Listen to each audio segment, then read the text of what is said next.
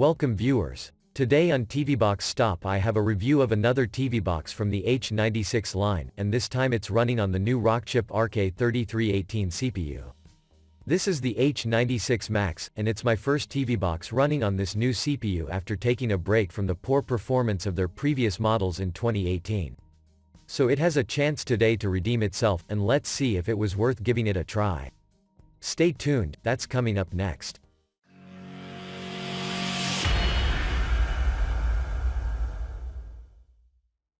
So I'm back. This is the box it comes in. Printed on a little label it says that the box runs on the RK3318 CPU, and it has 4GB of RAM, 64GB of internal storage, and it has dual-band Wi-Fi. So without further ado, I will proceed with an unboxing.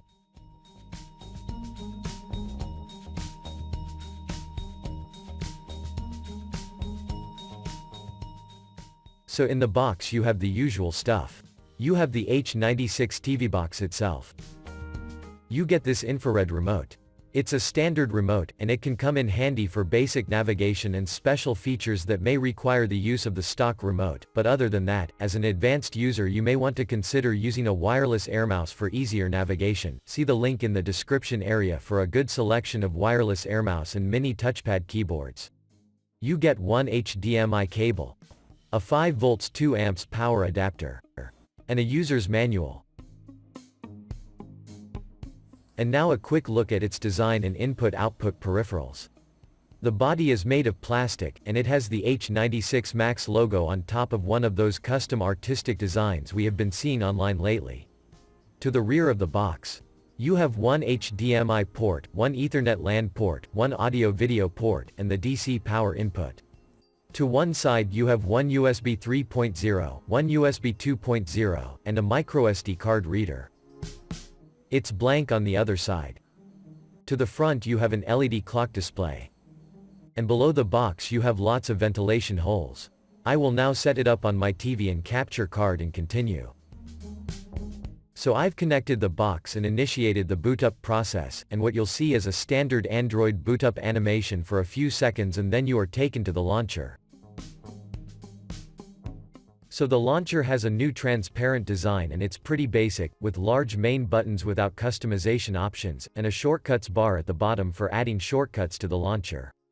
The launcher does not come with a navigation bar or status bar, so I installed the menu button app and the Snowball app as an alternative. You can find links in the description area for installing these two apps.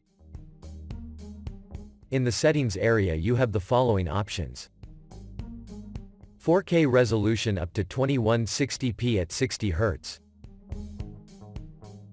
Dolby Atmos, and DTS audio settings.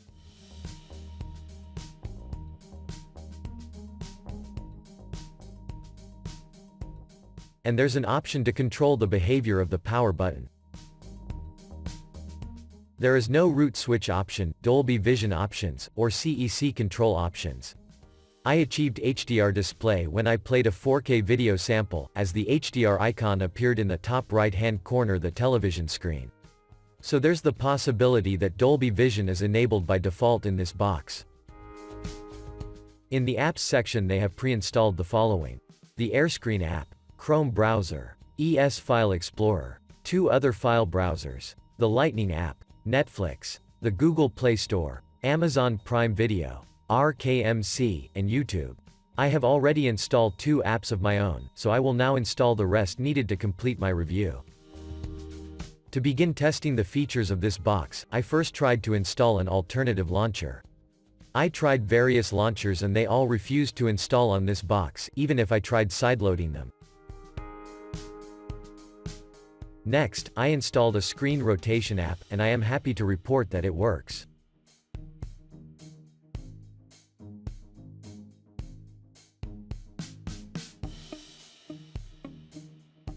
I will now check its root information.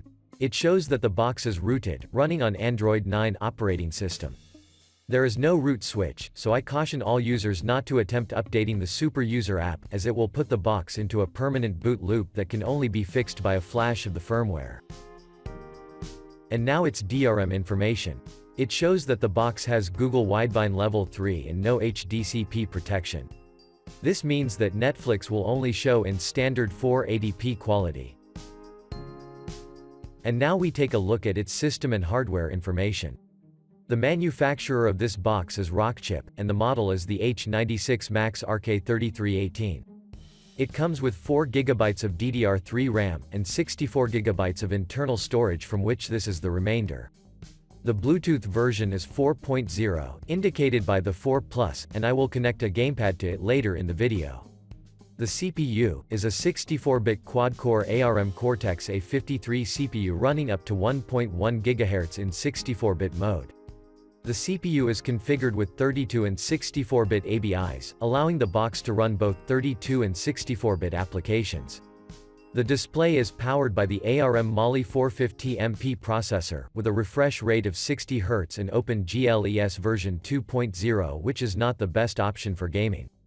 Under network, it shows that the box has dual-band 2.4 and 5 GHz Wi-Fi support. Under Android information, it shows that the box is running on Android 9 operating system, and it also shows that the box is rooted. Under thermal information, it shows that the box runs around 50 degrees Celsius under normal operation, and we will monitor to see how high it increases during the 3D gaming segment. The box comes with codecs for playing 4K videos, and I will test its Dolby features in a moment. And that's it for system and hardware information, and let's see how it does in the benchmark segment and where it fits on the rankings chart. For the first benchmark, I have the results of the RAM and internal storage read and write speeds. The H96 Max got a RAM copy speed of 2234 megabytes per second. The internal storage got a read speed of 39 megabytes per second and a write speed of 46. These scores are low, and at the same time weird for this box, and it doesn't augur well for its performance. I now show the results of the Wi-Fi speed test, and this is where things start to get really weird. Okay, so these results right here are the 2.4 GHz band. As you can see, it hit the maximum speed of my internet package with every try. These here are the results of the 5 GHz band, and it fell below. Even look at the LAN port results. Where have you ever seen the 2.4 band outperform the 5 GHz and the LAN port? It just doesn't happen. I can't explain it, but that's the results. And now the results of the Antutu Benchmark. The H96 Max is incapable of running Antutu 7 because it only has OpenGLES 2.0, and Antutu 7 requires version 3.1 or higher. So I sideloaded version 6 that's compatible with this box, and it got a score of 28,115. This is a low score, and should place it somewhere low on the chart. Next, I have the results of the Geekbench 4 CPU benchmark. The new Geekbench 5 is out. But the new tasks are more CPU intensive, and this box could barely cope with it, resulting in scores in double digits. So I sideloaded the old Geekbench 4, and the box got a score of 488 single-core, and 922 multi-core. So the dilemma continues. And the low CPU clock speed of 1.1 GHz is really showing up here in this test.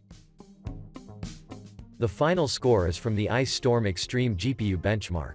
If you were wondering what's wrong with the screen, I am really not sure why this app is showing in this reddish color. Maybe it's another weird thing with this box.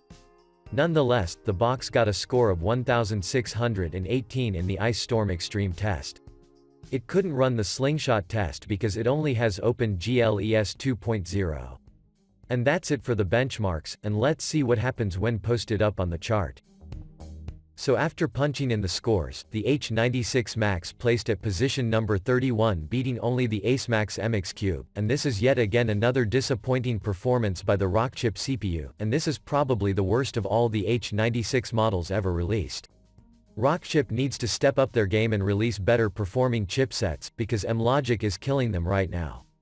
Well, let's see what else it can do and wrap this one up. When it comes to streaming, it comes with Netflix pre-installed, and it plays movies in standard 480p quality, along with Amazon Prime Video because of the lack of DRM support to play in HD or 4K quality. I will now play some 4K video samples to test its HDR and 4K video playback capability.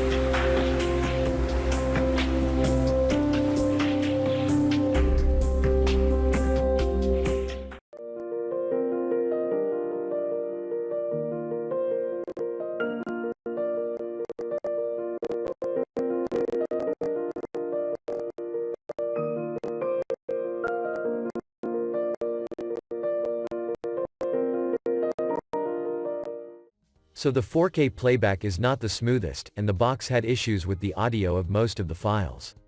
So this box does not have good quality 4K playback at 60 frames per second, and in DTS audio formats. I will now show the Dolby audio and DTS audio output feature.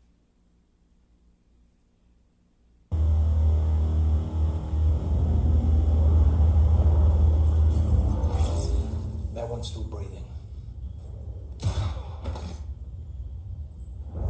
I was trying to shock you out of thinking about this.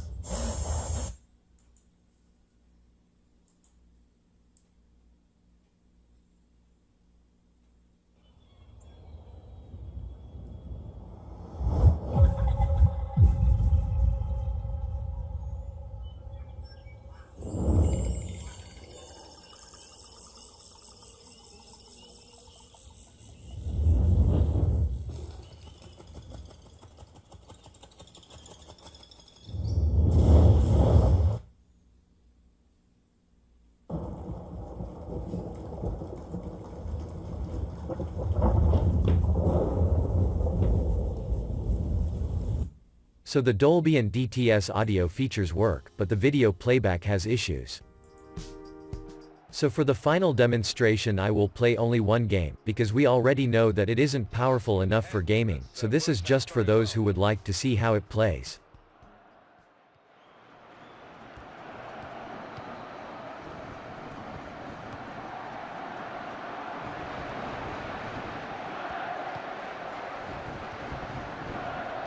He's in at goal.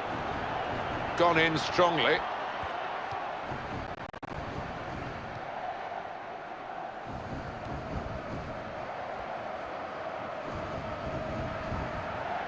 On to the attack now. What a chance here. Oh, and he's put it away beautifully. So the gaming performance is as expected. In summary, the H96 Max running on the new Rockchip RK3318 is another disappointing CPU from Rockchip, and there's so much more cons than pros with this box, and I don't recommend it for anyone looking for a good performing TV box to buy. But if you want to look at the product page information, see the link in the description area below this video. Thanks for watching. Remember to like this video if the information was of value. Share it as a means of educating others, and to be notified via email of both good and bad TV boxes, click the subscribe button and the notifications bell to be notified when I release another video or do a giveaway. Stay tuned, and see you in the next one.